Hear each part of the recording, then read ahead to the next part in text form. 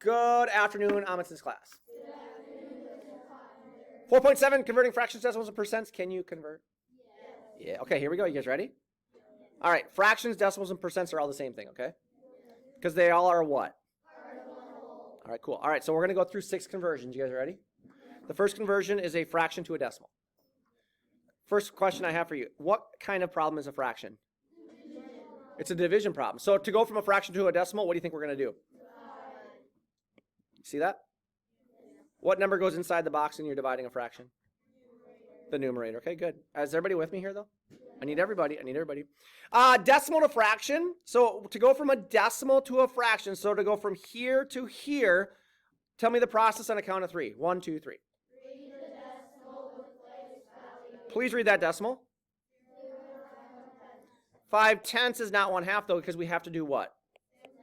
Simplify with a factor. Cool. Percent to fraction. Percent to fraction. So when we want to go from a percent to a fraction, we do what on the count of 3? 1, 2, 3. So read that right now as per 100. Go. And what does per mean?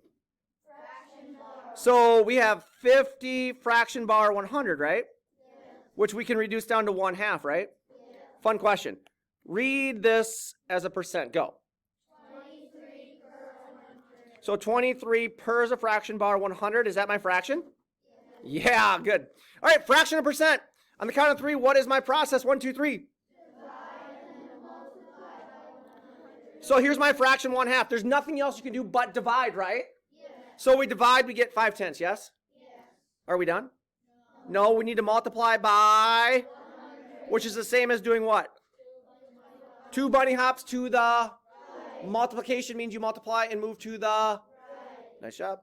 Percent to decimal, process, count of 3, 1, 2, 3. Divide by 100. So if I have 50%, we actually say that is 50, Per 100. and we know per is a fraction bar, right?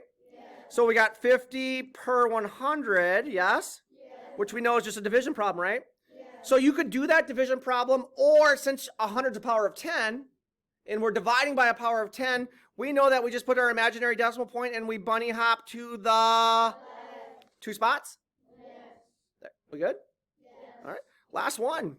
Decimal to percent. Process, count of 3. 1, 2, 3. Multiply the decimal by 100. So we know percents are based out of 100, right? 100% of the number 1, right? So if I have a decimal like 0.5 and I just multiply it by 100, I could actually do 100 times 100 times 0.5, or I could do what?